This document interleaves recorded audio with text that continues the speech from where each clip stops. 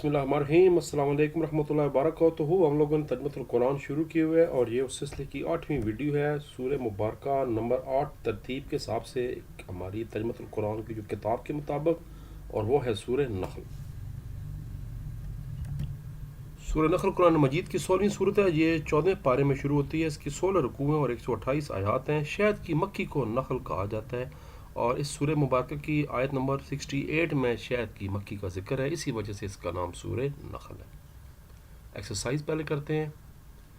अल्लाह तबारक व तआला के नेमतों का जो तज़किरा है उस वजह से सूरह नखल का एक और नाम भी है, इसको सूरह निआम में भी कहते हैं।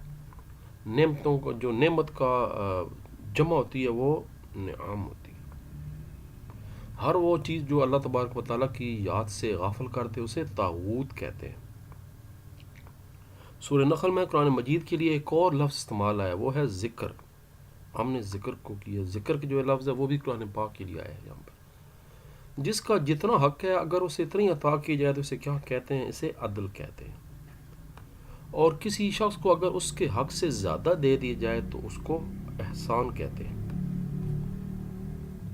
ये 5 MCQ थे। अब आगे चलते हैं। अच्छा, इसकी आपने तर्जुमा भी करना है। 2 ही आयात सिलेबस में शामिल हैं, आयत नंबर 89 है और 90 है। यहाँ पर भी 2 ही हैं और इसके सिलेबस में भी 2 ही हैं। मैं आपको दोबारा दिखा भी देता हूँ। सूरह नखल का मरकज़ी मौजू तहरीर करें, पेज नंबर 125। ये है जी। सूरह नखल का मरकज़ी मौजू अल्लाह तबारक व तआला की नेमतों का जिक्र है। नंबर 2 असबात तौहीद है और शिरक का रद्द है।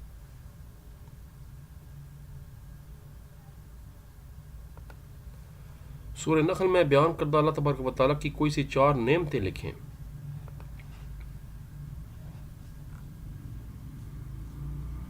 ये जी 4 नेमतें इस सूरह मुबारक में अल्लाह तबारक व तआला की नेमतों का तज़किर है, इसलिए इसको सूरह निआम में भी कहते हैं। और अब यहाँ पर ज़रा हम इसके 4 पॉइंट्स बताने जा रहे हैं। नंबर 1, इंसानों के फ़ायदे के लिए जानवरों की तख्लीक। ये एक फ़ायदा हो गया जिससे हम गर्म लिबास और हलाल जानवरों से खाने के लिए गोश्त और पीने के लिए दूध हासिल होता है। कुछ जानवर जो हैं वो सवारी उठाने के भी काम आते हैं। आप डिटेल आगे बता सकते हैं। नंबर 2, पानी से पौधों और दरख्तों का उगाना जिससे हम तरह तरह के फल जैसे जैतून, खजूर, अंगूर का उगना। ज़मीन पर पहाड़ों को जमा देना ताकि ज़मीन तवाज़न में आ जाए। और चौथा चीज़ है समुद्रों में कश्तियों का चलाना, ये भी अल्लाह ताला की कुदरत की अलामत है। डिटेल नहीं पूछी गई, 4 पॉइंट्स बनाकर बता दें। जैसे नंबर 1 आप बता दें कि इंसानों के लिए, इंसानों के फ़ायदों के लिए जानवरों की तख्लीक का जिक्र है। आगे ब्रैकेट में लिख लें, जैसे हम जानवरों से गर्म लिबास, चमड़ा हासिल करते हैं, हलाल जानवरों से गोश्त और दूध हासिल करते हैं, और कुछ जानवर सवारी के काम आते हैं। ये बात देखनी है। नंबर 2, हम पानी, बारिश का बरसना और बारिश की वजह से पीने का पानी हासिल होना, और इसी पानी से हम लोग पौधे और दरख्त भी उगाते हैं अल्लाह ताला की मर्ज़ी से। नंबर 3, अल्लाह तबारक व तआला ने ज़मीन को तवाज़न कायम रखने के लिए पहाड़ों को जमा दिया है। फिर जनाब समुद्रों में कश्तियाँ अल्लाह ताला के हुक्म से रवान दवां रहती हैं, डूबती नहीं हैं, और ये मुसाफिरों को एक जगह से और सामान को एक जगह से दूसरी जगह लेके जाती हैं। ये अपने पॉइंट्स बताने। अगला सवाल है जनाब, सूरह नखल में किन 2 ग्रोहों का जिक्र किया गया है? पेज नंबर 126 अगले पेज पे है।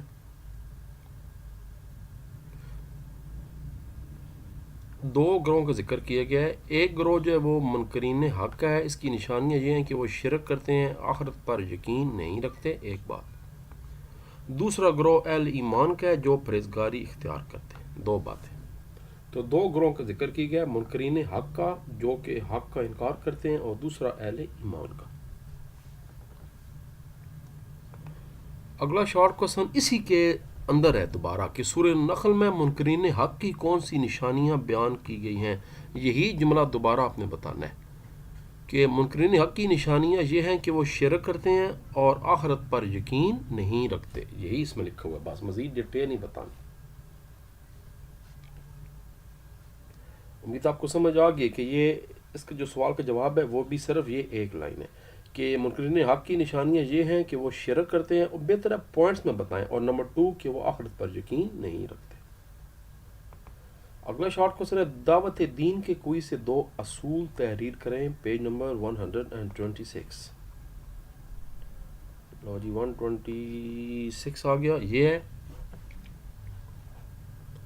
نبی کریم صلی اللہ علیہ وسلم کو حکم فرمایا گیا ہے کہ حکمت اور عمدہ نصیحت کے ساتھ اللہ تبارک و تعالیٰ کے راستے کی طرف دعوت دیجیے. اگر بحث کی ضرورت پیش آ جائے تو اس طریقے سے بحث کی جائے کہ جو بہترین ہو. یہ اب جناب باری ہے اس کے، میرا خیال ہے دیکھتے ہیں، شاید الفاظ کے معنی بتائے جا رہے ہیں، پوچھے جا رہے ہیں. یہ میں ڈیلیٹ کر دوں تاکہ بعد میں جب ہم لانگ کوسچن کریں گے تو پھر میں ہائی لائٹس کرتا ہوں ہیڈنگس، تو پھر مکس اپ نہ ہو جائے.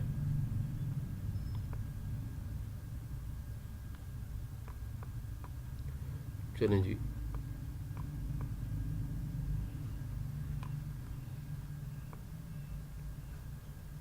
تو آتے ہیں جناب ہیڈنگ کی طرف.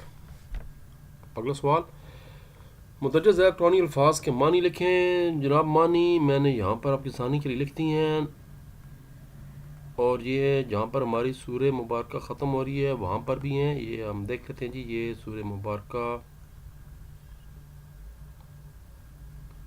اس کا میں پیج نمبر دیکھ لیتا ہوں کہاں پر ختم ہو رہی ہیں.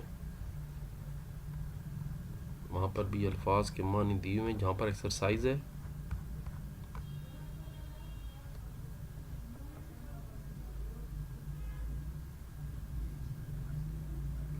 اور یہ بھی دیکھ لیتے ہیں کہ کتنی آیات جو ہیں وہ ہمارے اس کورس میں شامل ہیں اس سورہ مبارکہ کی. اس کے بالکل اینڈ پہ جانا پڑے گا. یہ آگے جی، ایک تو نوٹ کر لیں کہ سورہ نخل کی آیت نمبر 89 اور 90 جو ہے وہ باماورہ ترجمے کا امتحان وہ اس میں شامل ہے. 2 ہی آیات ہیں اور یہ دونوں ایکسرسائز میں بھی شامل ہیں. اب الفاظ کے معنی دیکھتے ہیں، ڈھونڈ لیتے ہیں. پہلا ہے نب آسو. نب آسو کا مطلب ہم کھڑا کریں گے. اگلا ہے طیبات، پاکیزہ چیزیں، طیبات. اگلا ہے جناب ہا اولائے، ہا اولائے یہ لوگ. اگلا ہے خبائثہ، ناپاک چیزیں، خبائثہ. پھر ہے تبیانن، تبیانن کھول کر بیان کرنے والا. پھر ہے فحشائے، بے حیائی. جی ہیں جی، پیج نمبر 140 پہ اس کا جواب ہے ایکسرسائز سے بالکل پہلے، پیج نمبر 140. اب رہ گئی جی پیچھے آیات کا ترجمہ. میں ذرا چیک کروں کتنے منٹ کی ریکارڈنگ رہ گئی ہے. جناب آیت کا ترجمہ دیکھتے ہیں. آیت کا ترجمہ جی آیت نمبر 89 ہے اور آیت نمبر 90 ہے. پیج نمبر 136 پہ اس کا ترجمہ آپ کو ملے گا. یہ پیج نمبر 140 ہے اور یہ ہے جی پیج نمبر 136.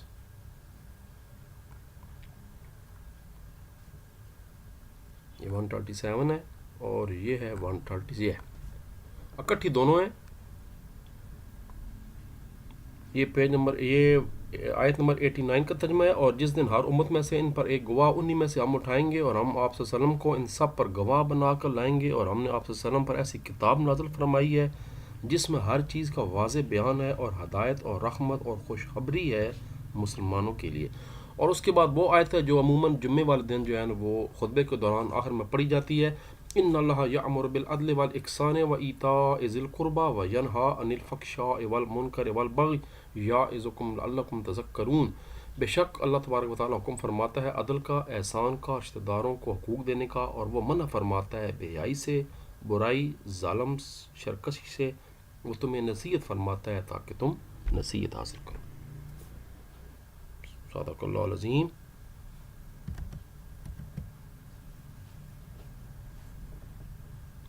تو ٹھیک ہے جناب، پھر ملاقات ہوگی اگلی ویڈیو میں.